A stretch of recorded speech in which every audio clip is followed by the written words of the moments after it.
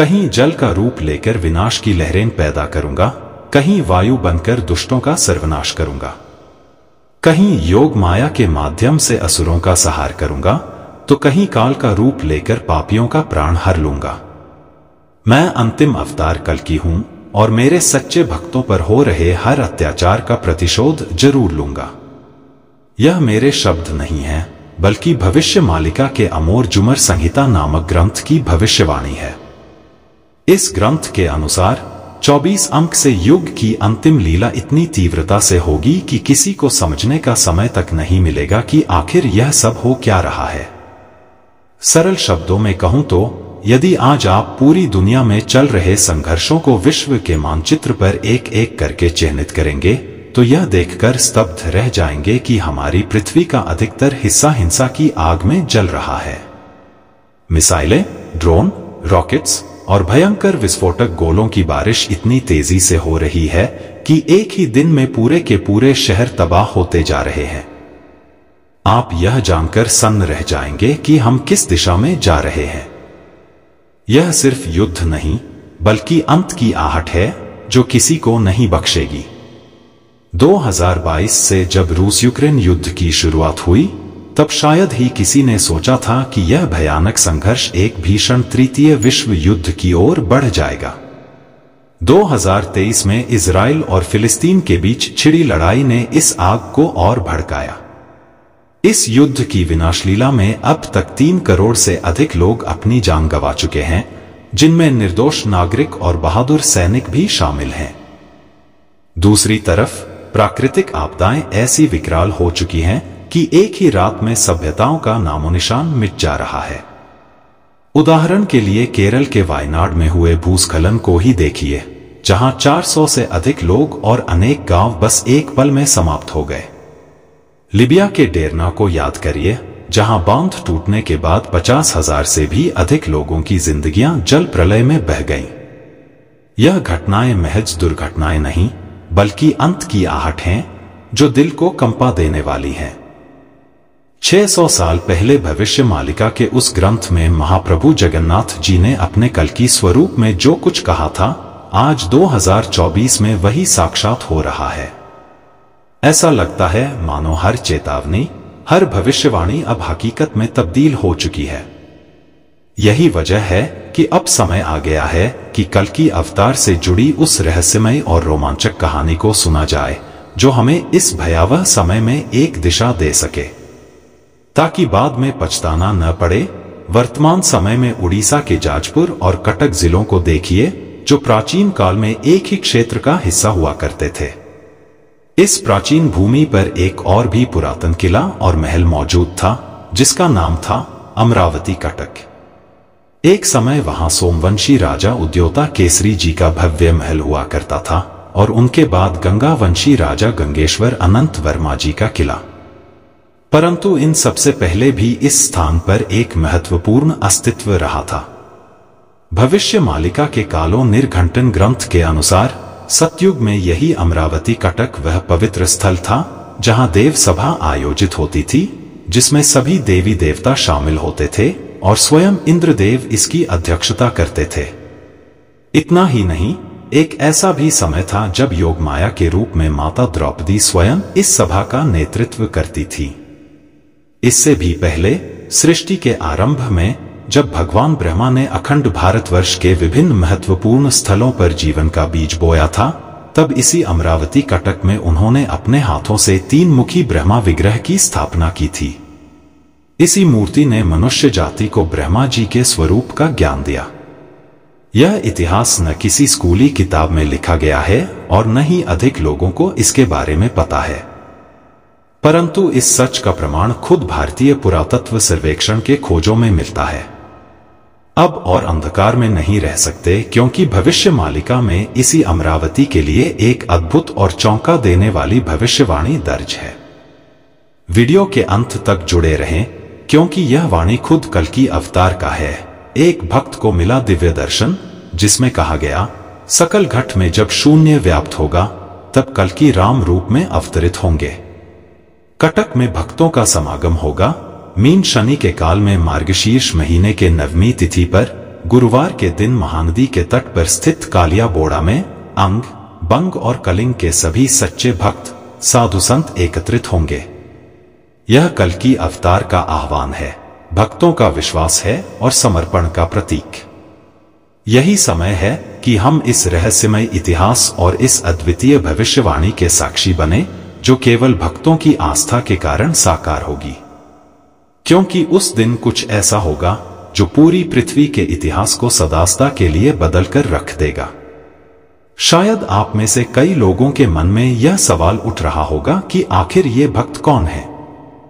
ग्रंथ की आगे की पंक्तियों में बताया गया है, ताह कुरोखी बापाई हेबी तरतर महानदी तट रे करीबी खेड़ घर पूर्व बरघेनी मोर अनेक भक्त उपते रही अंती, जिसका अर्थ है मैं उनके रक्षक के रूप में अवश्य आऊंगा और महानदी के तट पर अपना दिव्य लीला करूंगा। ये वे सच्चे भक्त हैं जो युग परिवर्तन की चाबी हैं, जो हर एक अवतार की सहायता करने के लिए हर युग में जन्म लेते हैं। अब ये सभी साधु संत अंग, बंग और कलिंग के इन सच्चे भक्तों का संगम कटक में होगा। यह कलयुग का महाभारत का आरंभ होगा, जहां सत्य और असत्य का अंतिम युद्ध होगा।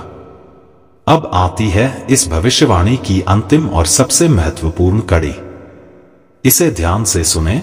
तमको निमत्रे मुही हेवी विश्वमूर्ति भक्त कसमेंटाई बख अमरावती कटक नाम जारी है।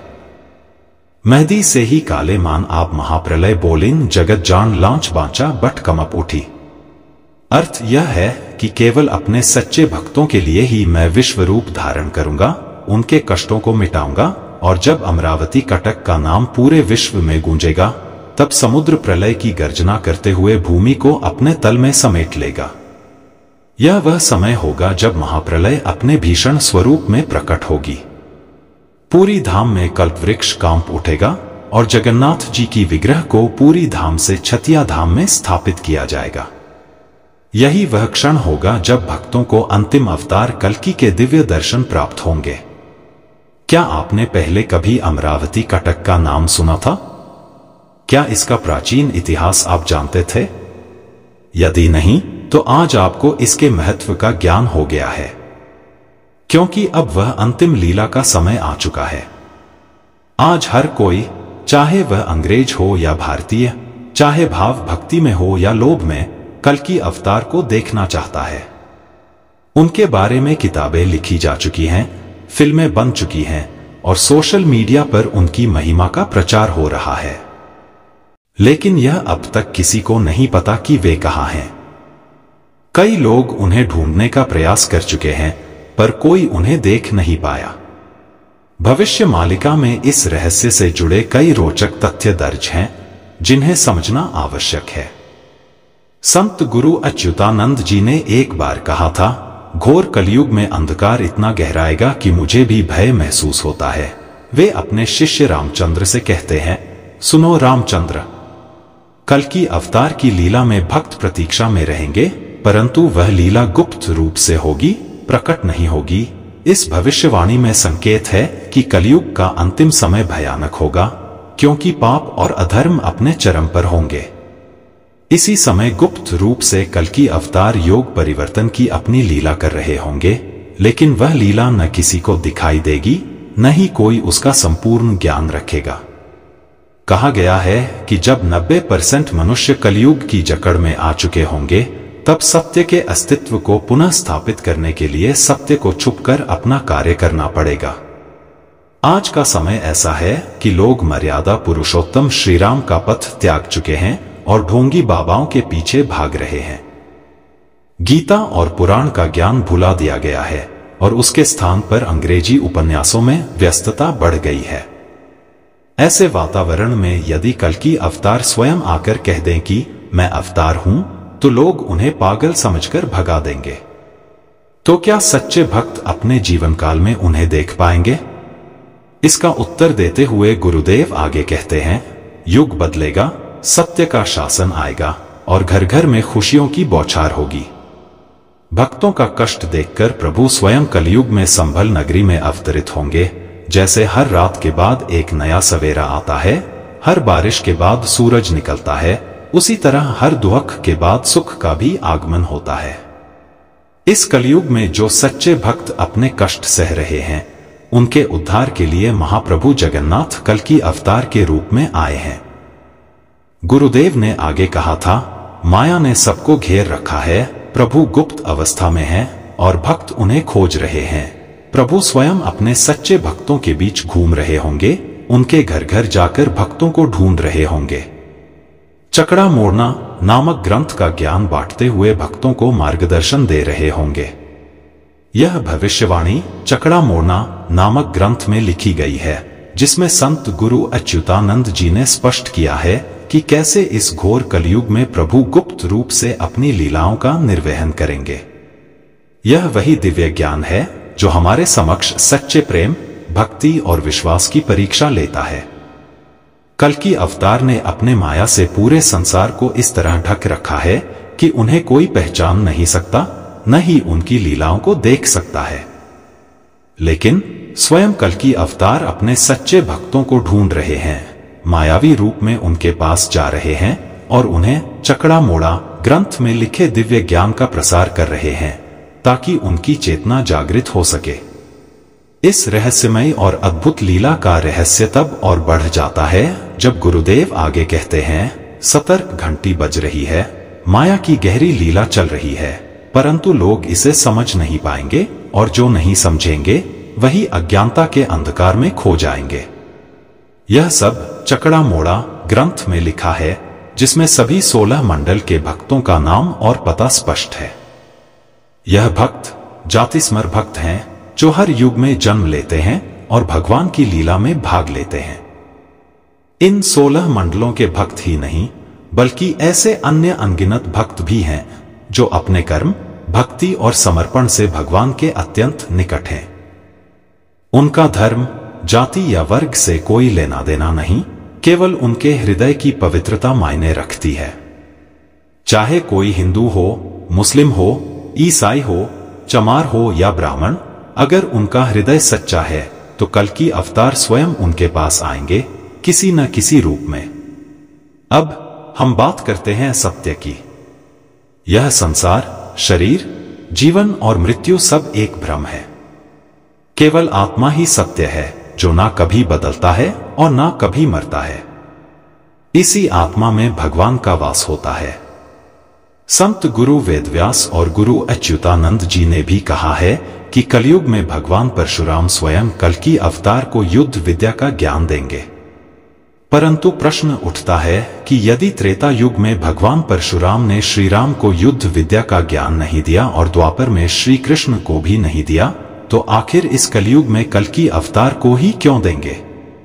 अब कहानी और अधिक रोचक होने वाली है। संत गुरु अच्युतानंद जी ने 600 साल पहले भविष्यवाणी की थी, नाश हो जाएंगे पापी, प्रारंभ होगा महाभारत जैसा भीषण रण। कल्कि अवतार आएंगे और उनके आगमन से धरा पर नया सवेरा होगा। उनका आगमन एक विशाल युद्ध का संकेत है, जिसमें केवल सच्चे भक्त ही अपनी जगह पाएंगे और अन्य सभी अहंकारी लोग नाश को प्राप्त होंगे। जब यह महाभारत का रण प्रारंभ होगा, तब कल्कि अवतार स्वयं सृष्टि की रक्षा के लिए उतरेंगे। यह वो समय होगा जब अधर्म और अन्याय का नाश निश्चित होगा। इस भयंकर भविष्यवाणी का सत्य क्या है, यह जानने के लिए हमें स्वयं में ही वह सत्य खोजने की आवश्यकता है, क्योंकि वह प्रभु बाहर नहीं, हमारे अंदर ही है। जिस दिन यह महान लीला प्रकट होगी, उस दिन सभी पापी, धर्मद्रोही और शत्रु भय से कांप उठेंगे। उनके अहंकार का अंत होगा, बुद्धि मूक हो जाएगी, धन दौलत का आडंबर कहीं खो जाएगा और हर वह मनुष्य जो कलयुग के अंधकार में खोया हुआ है, तब किसी भी प्रकार से बच नहीं सकेगा। संत गुरु अच्युतानंद जी ने इस विषय में कहा था कि जब यह घोर समय आएगा, तो संपूर्ण दिशा दिशा से देवता और देवीगण युद्ध के लिए उतरेंगे। सभी अपने अपने रूप में कटक में एकत्रित होंगे। कल्कि अवतार इस महान युद्ध के सेनानायक बनकर नेतृत्व करेंगे। त्रिजटा वंश के शत्रुगण डर से भागने का प्रयास करेंगे, परंतु कोई भी सुरक्षित नहीं रह पाएगा। इस भविष्यवाणी में कहा गया है कि भारत के खिलाफ चीन सहित 13 इस्लामिक देशों का संधि होगा। वे त्रिजटा वंश के सहयोग से भारत पर आक्रमण करेंगे। शत्रु सेना भारत के अनेक हिस्सों को लांघते हुए उड़ीसा में पहुंचेगी और वहां उनका पहला सामना होगा स्वयं कल्कि अवतार और उनकी दिव्य सेना से। कल्कि अवतार उस युद्ध को अपनी मायावी शक्तियों से रचेंगे जिससे शत्रु के सभी अस्त्र शस्त्र निष्क्रिय हो जाएंगे। उनका मनोबल टूट जाएगा, वे भयंकर बीमारी और मानसिक वेदना से ग्रसित हो जाएंगे और तभी धरती खुद कांप उठेगी। जैसे ही वे शत्रु भागने का प्रयास करेंगे, कल्कि की सेना उन्हें वहीं पर जीवित अवस्था में जमीन में गाड़ देगी। संत गुरु अच्युतानंद जी ने उस दृश्य का वर्णन किया है। संतों के बीच प्रभु का प्रकट होना, साधु गण का उन्हें पहचान कर उनके चरणों में वंदना करना, जय जयकार की गूंज से संसार हिल उठना और योग माया का मायाजाल संपूर्ण विश्व पर छा जाना।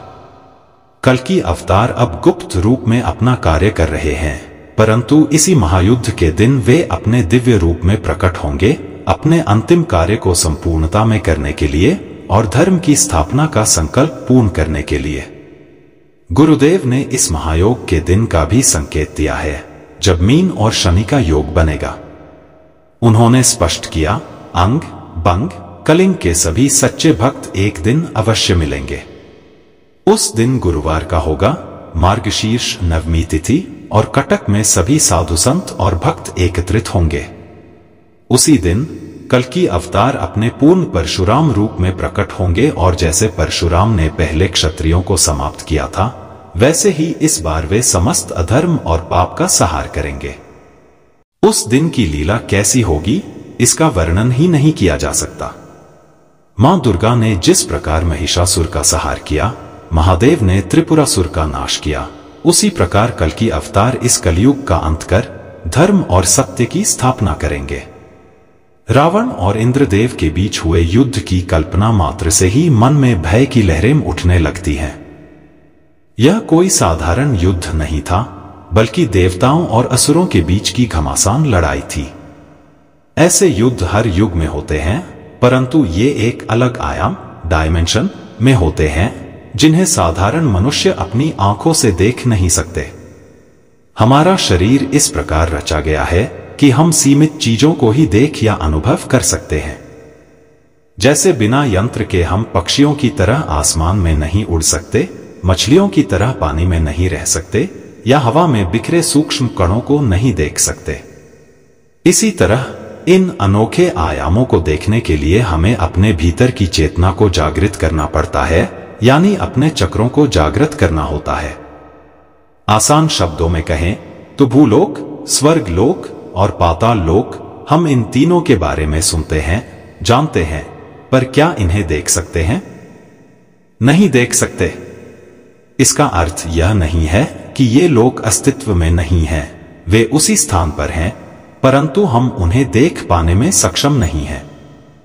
और भी कई आयाम हैं जिनके बारे में अधिकतर लोग अनजान हैं। जब हम रात के अंधकार में आसमान को देखते हैं तो वह अनंत अंधकार में डूबा दिखाई देता है। यह एक ऐसा डार्कनेस है जिसका कोई अंत नहीं लगता, परंतु क्या आप जानते हैं कि असल में आप एक नहीं बल्कि अलग अलग आयामों की झलक देख रहे हैं? हम इन्हें अपनी आंखों से नहीं देख सकते, परंतु चेतना के माध्यम से अवश्य देख सकते हैं, और यह चेतना जागृत होती है जब कोई मनुष्य कठोर तपस्या और साधना करता है, जैसे हमारे ऋषिमुनि किया करते थे। परंतु चिंता मत कीजिए, क्योंकि बिना किसी कठोर तपस्या के ही आज मैं आपको एक ऐसे ही देवसुरों की भीषण लड़ाई के बारे में बताने जा रहा हूं जो निकट भविष्य में लड़ी जाएगी। इसके 5 संकेतों में से 4 संकेत पहले ही मिल चुके हैं। संत गुरु अच्युतानंद जी ने भविष्यमाला में आने वाले उस महायुद्ध का उल्लेख किया है जिसमें कली और कल्कि के बीच अंतिम युद्ध होगा। इस युद्ध के पहले संकेत में कहा गया कि एक रहस्यमय धूमकेतु 47 अंक में दिखाई देगा जिसे पहले किसी ने नहीं देखा होगा। 47 अंक यानी विक्रम संवत 247। अंग्रेजी वर्ष 1990 से 1991 के बीच C1990 के एक लेवी नामक धूमकेतु पहली बार और अंतिम बार दिखा था, जो एक नॉन पीरियोडिक धूमकेतु था जो दोबारा कब पृथ्वी के पास आएगा किसी को नहीं पता। भविष्यमाला में इसे कल्कि अवतार के जन्म का संकेत माना गया है, यानी कल्कि अवतार इसी कालखंड में जन्म ले चुके हैं। दूसरे संकेत में लिखा है कि कल्पना कीजिए, द्वापर युग की पावन नगरी द्वारका का दृश्य फिर से हमारी आंखों के सामने जीवंत हो उठा हो। हजारों वर्षों से द्वारका श्री कृष्ण जी की उस दिव्य नगरी का कोई ठोस प्रमाण न था, परंतु समय बदलता है और इतिहास की गहराइयों से उस अद्भुत नगरी के चिन्ह सामने आने लगे। द्वारका को ढूंढने के प्रयास सालों से किए गए। 1930 में पहली बार कुछ रहस्यमय अवशेष मिले जो इंसानी हाथों से बने तो थे, पर उनके वास्तविक इतिहास का पता नहीं था। फिर 1963 में खुदाई से कुछ और प्रमाण मिले, पर उनकी कार्बन डेटिंग दूसरी सदी बीसी की थी।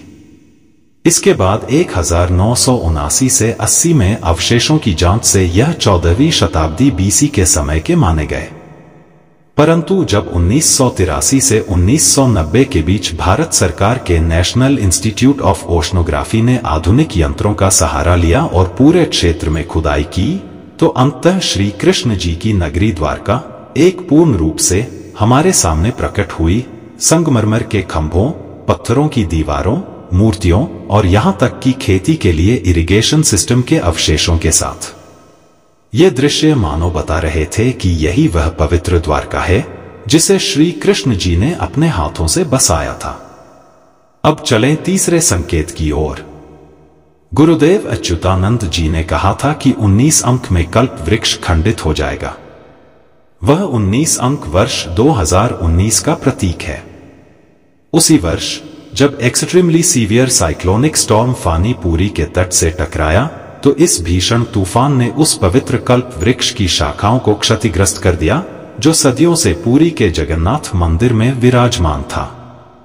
600 वर्ष पूर्व लिखी गई संतों की वाणी एक एक कर सत्य होती चली गई, मानो हर पंक्ति हमें भविष्य का संकेत देने आई हो।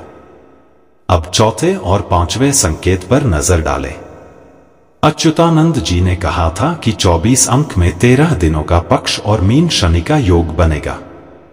24 अंक यानी अप्रैल 2024 से अप्रैल 2025 का समय।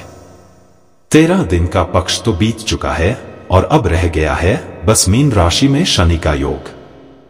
इन चारों संकेतों का मिल जाना स्पष्ट करता है कि वह महायुद्ध, कलयुग और कल्कि के बीच की आखिरी टक्कर अब निकट है। परंतु यह कोई साधारण लड़ाई नहीं होगी जिसे आम मानव देख सके।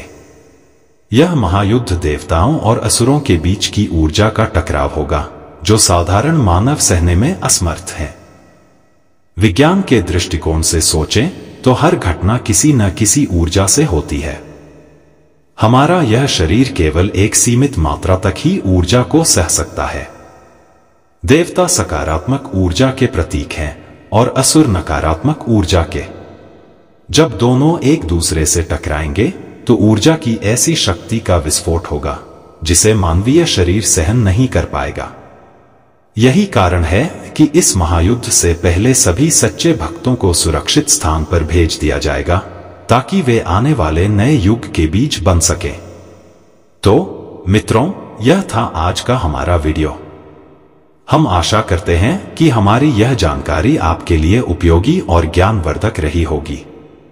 यदि आप हमारे इस चैनल नर्सिंग पब्लिक ब्लॉग पर नए हैं तो कृपया चैनल को सब्सक्राइब करें, वीडियो को लाइक करें और अपने मित्रों के साथ अवश्य शेयर करें ताकि यह संदेश अधिक से अधिक लोगों तक पहुंच सके। आपके समर्थन और प्यार के लिए धन्यवाद। आप इस विषय में क्या सोचते हैं? अपने विचार नीचे कमेंट करके जरूर बताएं।